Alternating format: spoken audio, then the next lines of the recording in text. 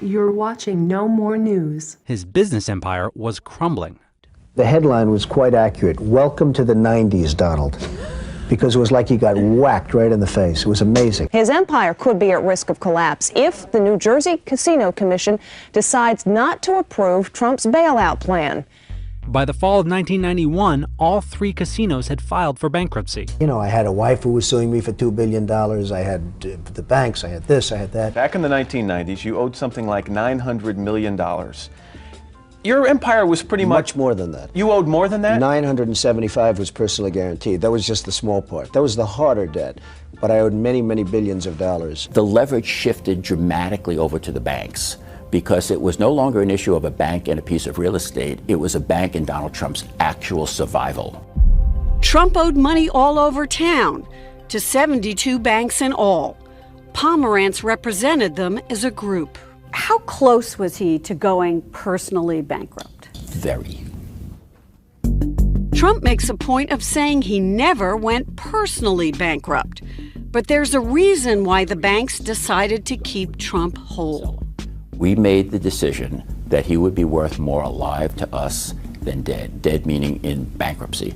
We don't want him to be in bankruptcy. We want him out in the world selling these assets for us. So you wanted him alive because he was a salesman and could best sell his own properties. That's correct. We kept him alive.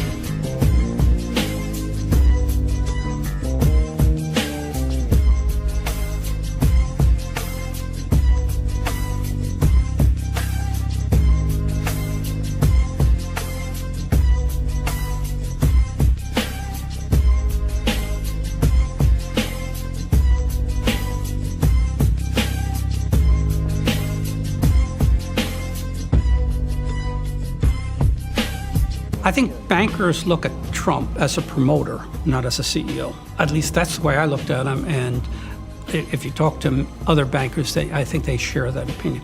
He's a wonderful promoter. He's the P.T. Barnum of the 21st century.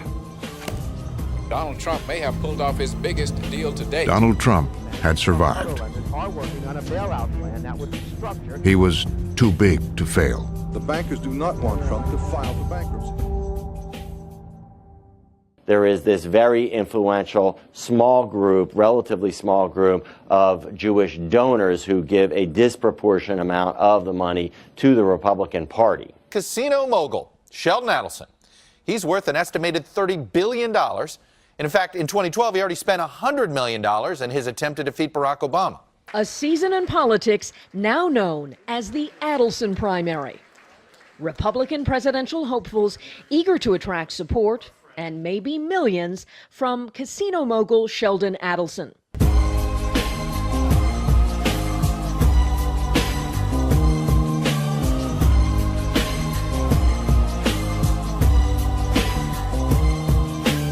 I am not Israeli. The uniform that I wore in the military, unfortunately, was not an Israeli uniform. It was an American uniform. Although my wife was in the IDF, and one of my daughters was in the IDF, and my two little boys, our two little boys, one of whom will be bar mitzvah tomorrow. Hopefully he'll come back. Thank you. Hopefully he'll come back. His hobby is shooting, and he'll come back and be a sniper for the IDF. All we care about is being good Zionists, being good citizens of Israel. All we care about is being good Zionists, good citizens of Israel.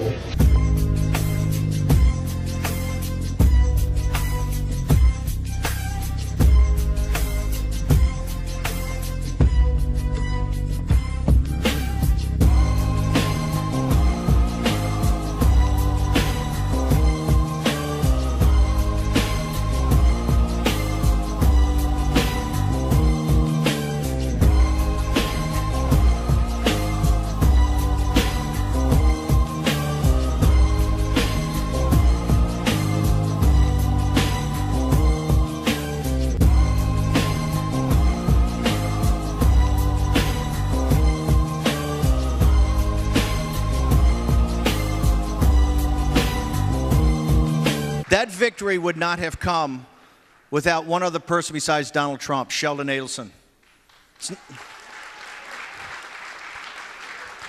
It is not about resources. It's about counsel, guidance, and wisdom. Sheldon Adelson didn't cut and run. Sheldon Adelson had Donald Trump's back. Sheldon Adelson offered guidance and counsel and wisdom of how to get through it.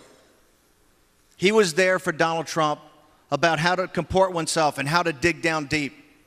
And it was his guidance and his wisdom to help get us through. I am proud to stand with the state of Israel. That's why I'm proud to be a Christian Zionist. That's why I'm proud to be a partner to one of the greatest nations on earth and the foundation of the Judeo-Christian West. I want to thank you, and I'm proud to be a Christian Zionist. Thank you.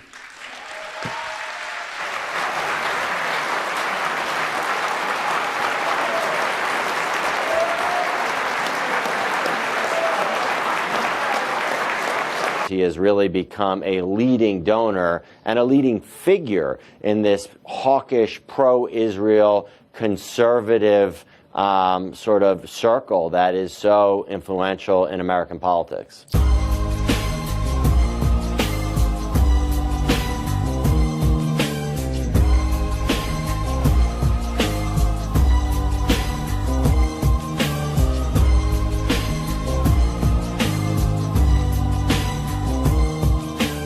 And the new embassy may not have happened if it weren't for the man many call the godfather of the Republican Party. Billionaire casino magnate Sheldon Adelson. There he is in the front row with his wife, Miriam. There she is. He was instrumental in persuading Trump to make the move. Adelson is worth around $40 billion U.S. According to Bloomberg. You're the 10th richest man in the world. 10th, maybe but think about that. There's 7 billion people. That means there's 6,999,990,000 people that are not at my level. Why is Adelson so driven on these causes, the mostly Israeli causes? He is a cause donor. It's been really his animating political issue behind his donations for some time.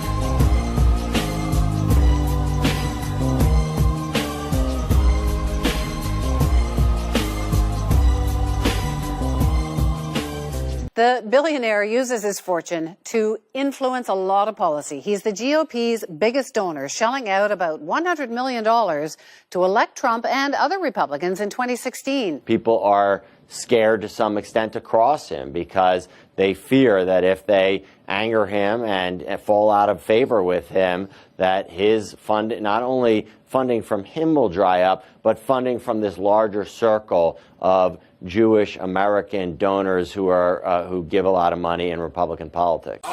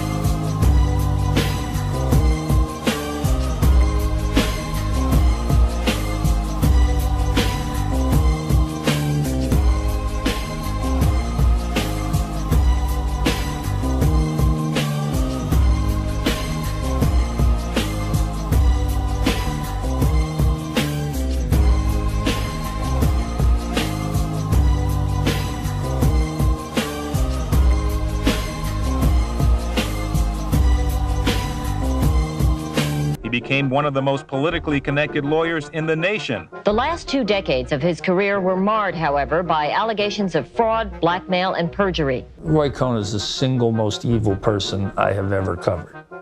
If that's a magnet for you as a young man, it says you're soulless before you start.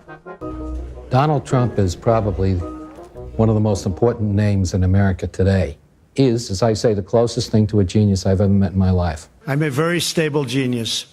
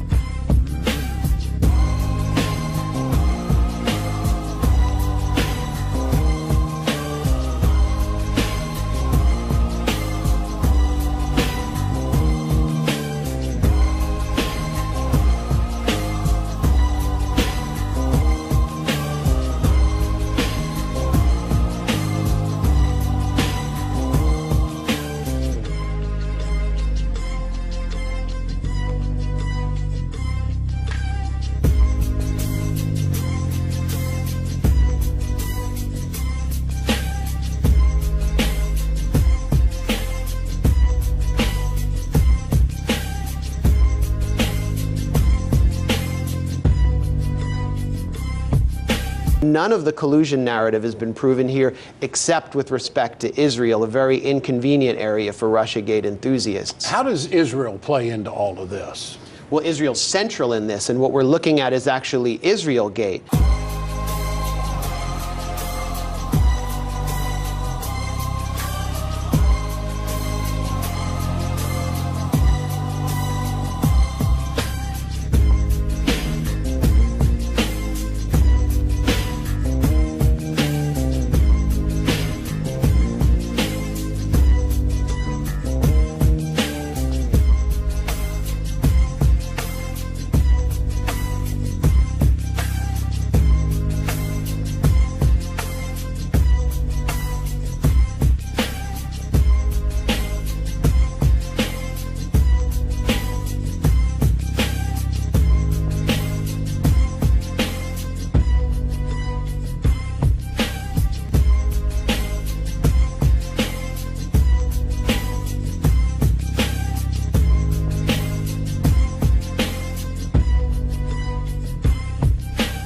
The man on the right with Trump at the hotel launch party, Felix Sater, a twice-convicted felon once tied to organized crime in a massive stock scam, someone Trump now maintains he barely knows. In his videotaped testimony obtained by ABC News, Trump said he could not even recall what Sater looked like.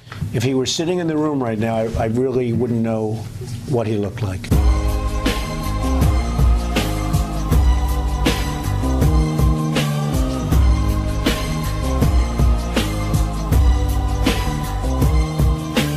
Sater, an executive at a real estate company, was actively involved in a number of proposed deals with Trump.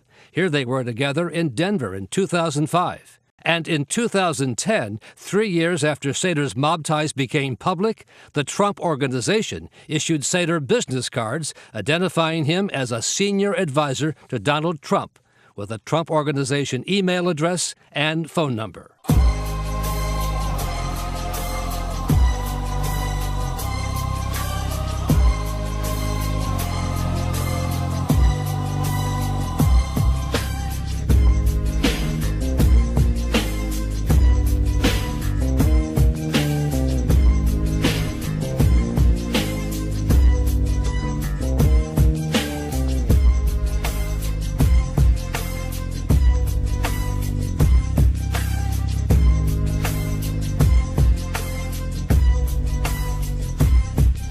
Why didn't you go to Felix Sater and say, you're connected with the mafia, you're fired? Well, 2 years ago, Trump cut short a BBC interview after being pressed about Sater. I hate to do this, but I do have that big group of people waiting, so I have to Okay, leave. now hold on, one last question. Trump later said under oath he did not remember being interviewed by the BBC.